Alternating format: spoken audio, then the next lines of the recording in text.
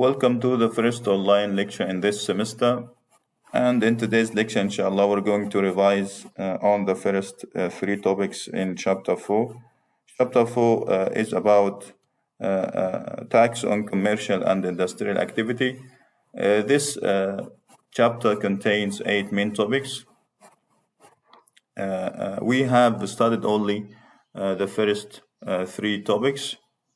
The first topic was about conditions for applying the tax, and in this topic we have discussed and explained the 5 main conditions for applying the tax on commercial and industrial activities, which are professionalism, independence, intent of making profits, practicing the activity through a sole trader, and finally making profits in Egypt or abroad. Then in the next topic, we have studied how to determine the profits of commercial and industrial activity. And in this topic, we have differentiated between 2 types of net profit, the net accounting profit and the net tax profit. For the net accounting profit, we have to prepare an income statement under or according to the Egyptian accounting standards. The exploitation theory restricts the net accounting profit only for the main activity profits. However, the balance sheet theory broadened the scope of net accounting profit to include incidental profits and capital earnings in addition to the main activity profits. Then the net tax profit is considered the net accounting profit modified and adjusted according to the provision of tax law by adding some items and deducting some items to compute the net tax profit or the tax base that will be multiplied by tax brackets to compute the annual tax due. Then in the third topic, we have discussed the taxable commercial and industrial activities. We have mentioned 10 activities that are taxable to tax or subject to tax. And today we are going to revise these activities or taxable activities in more details. Then in next topic, inshallah, we're going to explain the taxable revenues and then the long-term contract profits or the profits from long-term contracts.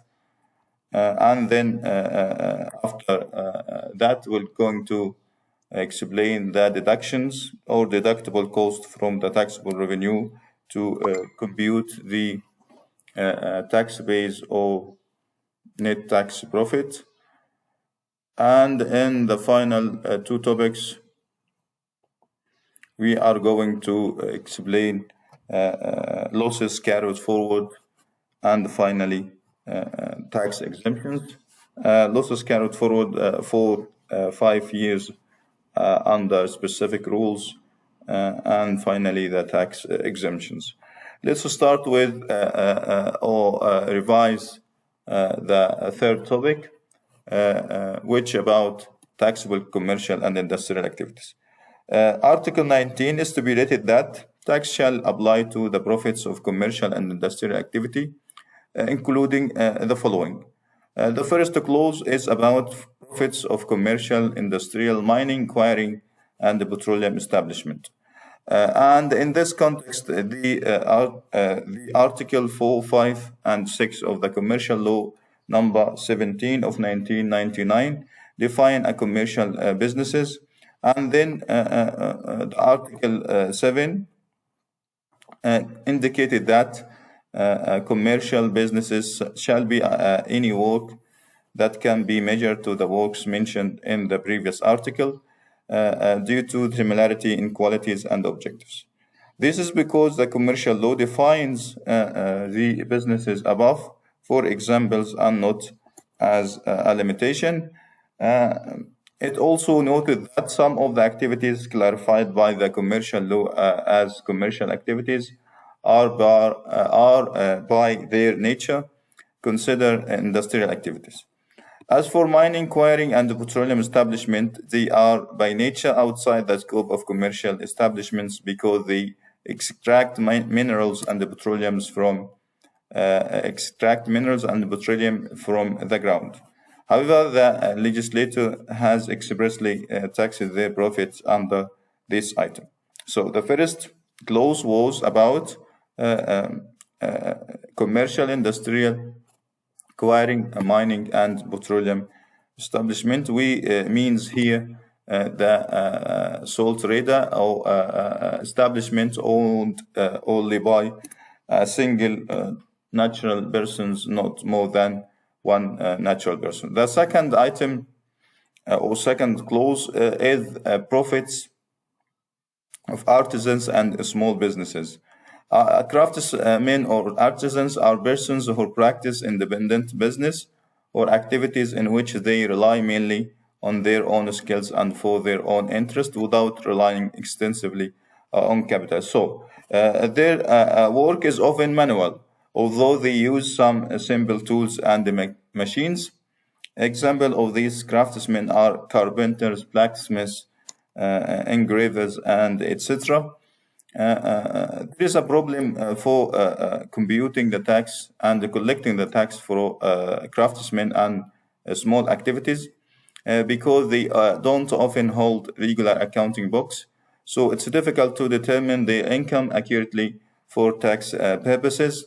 Consequently, Article 66 of Law Number 91 of 2005 stipulated that agencies which license the wholesale trade in vegetables, fruits, grains, and other foodstuff, or agencies license the practice of handicrafts, shall collect amount on account of tax from the person is whose name the renewed license is issued. Such agencies are prohibited from renewing the license until the said amount is collected. The amount shall be determined by a minister's decree at not more than 10% of the renewal fees. This is how to collect an amount under or account for the tax. How to compute the tax for small businesses? In this context, Article 18 of the law stipulated that the tax accounting rules, procedures for collecting the tax on profits of small enterprises shall be issued by a minister decree. This shall not conflict with provisions of the Small Enterprises Development Law, and also shall be consistent with their nature and facilitate their tax treatment.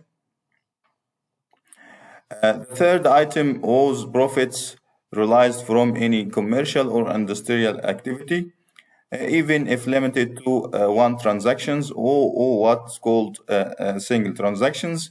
In this context, the executive regulations defined and indicated the rules of what is deemed a single transactions when applying the provisions of this clause. So the Article 25 of the executive regulation clarified that a single transaction is every purchase made by a resident taxpayer to sell movable assets that were not purchased for personal use, provided that the transaction is for a commercial or industrial purposes and the sale occurs within 12 months of the date of purchase. So we can summarize 5 conditions for applying the tax on the profit of single transaction, which namely, the transaction shall be conducted by a taxpayer residing in Egypt. The transaction is for sale and not for personal use. The transaction relates to movable assets, not real estate. The transaction is for commercial or industrial purposes. And finally, the sale must be made within 12 months from the date of purchase. So it must be emphasized that what is subject to tax is the profits of the transaction and not its total value if all the previous requirements are met. Otherwise, the profits of a single transaction are not subject to tax. In this context, the tax legislator or the legislator was completely right in stipulating explicitly that the profits of a single transaction be taxed.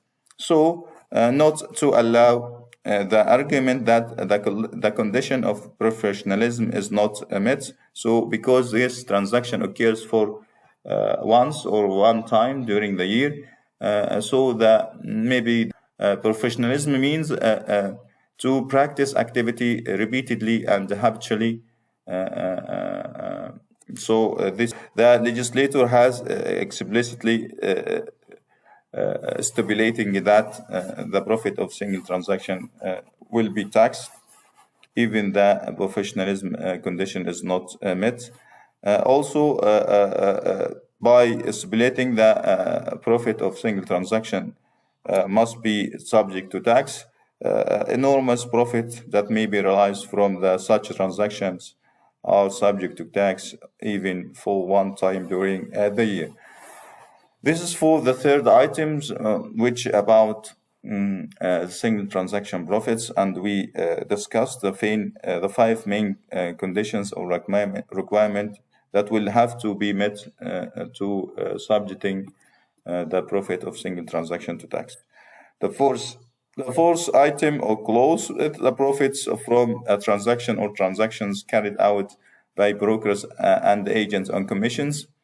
And in general, all profit realized by any person engaged in the brokerage business to purchase, sell, lease real property, or any kind of goods, services, or movable assets. So, according to these items, there are four conditions that must be met for profits from the brokerage operations or process to be subject to tax. It's apparent from this clause that tax applies to profits resulting from the brokerage business of buying, selling, and leasing with no other sort of contract. The sale, lease, or purchase includes any types of goods, services, or mobile assets, and also real estates. So the four conditions that will have to be met or must be met for the tax to apply to the profit of this category can be summarized as follows. There is a brokerage operations or a process of business which entails bringing the seller and the buyer closer together to complete the contract between them and to conclude the deal in exchange for financial fees, commission, or brokerage that may be a specific amount or percentage of purchases, sales profits which broker receives from one or both parties. The second condition, the brokerage process operations concern purchasing, selling, or leasing without other contracts. The transaction relates to real estate goods, services, or movable assets. The requirement of professionalism in brokerage operations should be met. However, the tax applies to the profits of non-professional brokers, as Article 19 of the law confirms this, stating that the tax shall apply to all profits realized by any persons engaged in the brokerage business. The legislator has also stipulated in Article 57 of the law that the amount which individuals, firms, and legal persons pay to any natural persons as a commission or brokerage, as long as it's not related to the carrying on of his profession, are subject to tax of the commission or brokerage, must withhold the amount of the due tax and remit it to the competent tax office within the first 15 days of the month following the month in which the commission or brokerage was paid at the rate stipulated in Article 56 without deducting any cost. Where such amount are subject to tax according to a rate stipulating in Article 56 of the law, which is 20% without any reduction, whether to meet costs or family burdens. So any natural persons practicing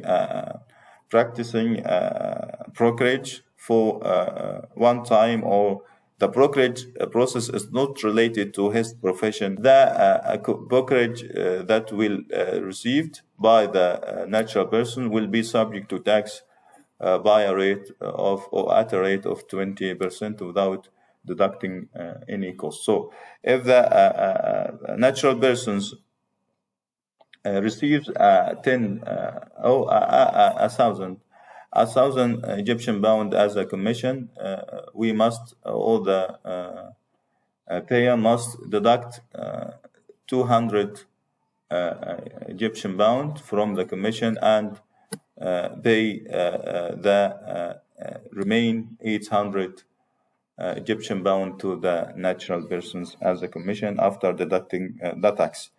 This is for the item 4. Item 5 is the profits from leasing activities, and this in this activity there are two kind of profit from leasing.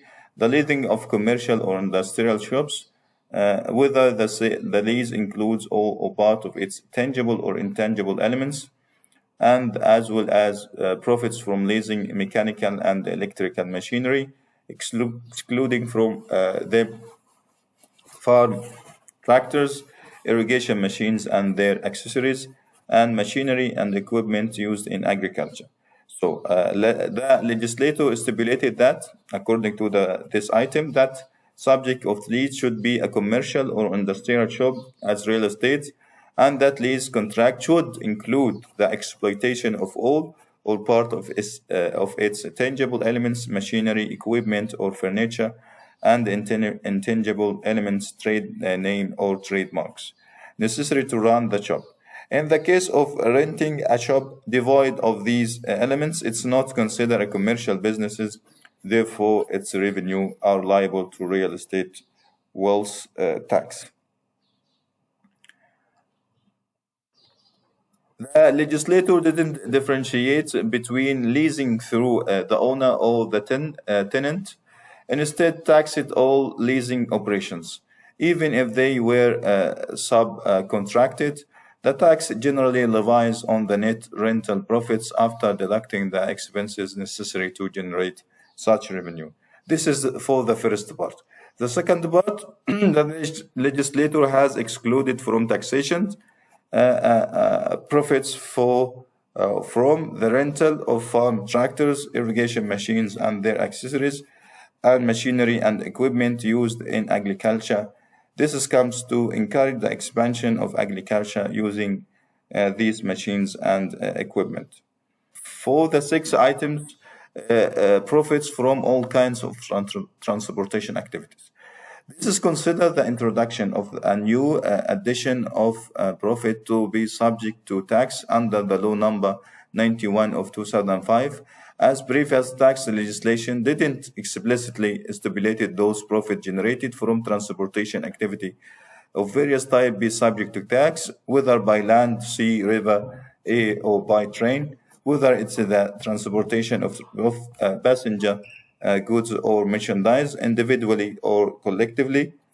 They are considered profit resulting from the conduct of commercial business, and according to the general principle, they are liable to tax on the income of natural persons, regardless of the method employed. Item 7 is about profit by those engaged in the construction or purchase of real property or real estate, with the intention of selling them professionally, whether the profit results from selling the property as a whole or divided into apartments, rooms, administrative or commercial units, or otherwise. The legislator required that a person purchase or construct real estate for himself and on his responsibility. This is the condition of independence, and the availability of intention to sell and make a profit at the time of the purchase or construction for these profit to be subject to tax. Also, the activity should be professional and habitual. Whether the whole or part of the property is sold, it's not required that the purchase or construction and sale operations be repeated during the tax year to indicate the habits. Furthermore, this property must have been acquired by a person through purchase on construction and not by any other means to be subject to taxation. The sale of gifted, inherited, constructed, or purchased property for the use is not subject to tax on commercial and industrial activity due to the previous conditions. For determining the profit from the activity of purchasing and constructing the real estate with the intention of selling them professionally, there is a decree minister number 167 of 1982. Items number 8 is profit from land parceling operations, whether for sale or constructions. The legislator didn't require the such business be practiced professionally to be liable to the tax. Whether the actual sale of the land is sufficient. The land are also not required to be owned by purchase, gift, or inheritance, but the tax applies regardless of the reasons of the ownership. Additionally, the intent of to resell is not required when owning the land, as is the case when purchasing and constructing real estate to sell. So there is a difference between the activity. There is a difference in conditions for applying the tax. For the activity of purchasing and constructing the real estate and the activity of land parceling, determining the profits of land parceling, it should be rely on the decree number 167 of 1982 as follows.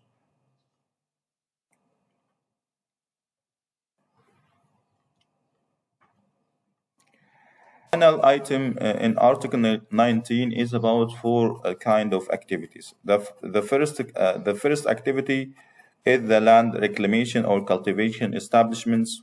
The second activity is poultry farms or mechanical hatcheries project. The third is cattle and livestock farms of more than 20 head. And the final is fish farms and the fishers projects. So regarding the profits from land reclamation or cultivation establishment, it's clear that the legislator used the term O to indicate that the tax may apply to the profit of land reclamation or land cultivation establishment only, or to the earnings of establishments that practice both activities simultaneously. Concerning poultry farms or mechanical hatcheries project, the legislator required that poultry must be farmed or hatched mechanically for such a profit to be subject to tax or be taxed.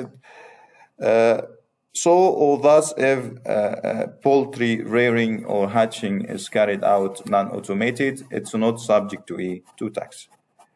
Regarding the cattle and livestock farms and fatting them, the legislator has subjecting them to or subjected the profit of these projects to tax, as their revenues meet the criteria for being taxed.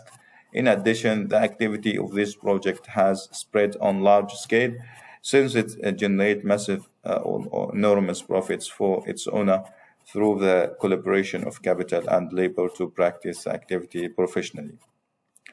The legislator had decided to temporarily exempt the profit of livestock project exclusively under the second item of Article 31st of the law, which is to believe that livestock husbandry and fatting are tax exempted for a period of 10 years from the date of activity inception. As for profit of fish farms and the fisher project, the legislator has subjected them to the tax, similar to poultry, livestock, and other projects.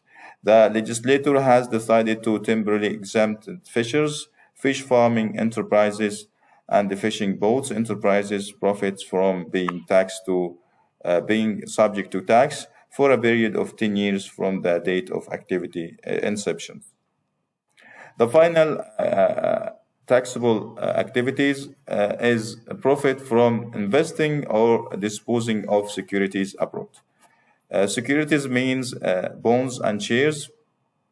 Bonds and shares may be maintained and received return on them, receiving dividends for maintaining shares, or receiving interest for maintaining or holding bonds. This paragraph was added by law number 53 of 2014. This provision entailed that the taxation of profit to be the profit of to a natural persons or natural person profits from investing in securities abroad, including dividends or bonds, interest, and profits realized from the disposal of you selling them. If you maintained the shares or bonds and received dividends for shares or interest for loans for bonds, so you this returns, dividends or interest will be subject to tax according to tax brackets. And if you selling them securities and making capital earnings, these capital earnings will also be subject to tax. For this profit to be subject to tax, it's not necessary for a natural person to have a tax file or engage in commercial or industrial activity in Egypt. This provision consider investing abroad to be an activity subject to taxation, regardless of whether the natural person practices this activity repeatedly and professionally or on. So this is the 10 items or 10 activities that subject to tax on commercial and industrial activity. In the next lecture or next online lecture, inshallah, we're going to take some questions to revise the first three topics of this chapter, inshallah. See you, inshallah, in the next lecture.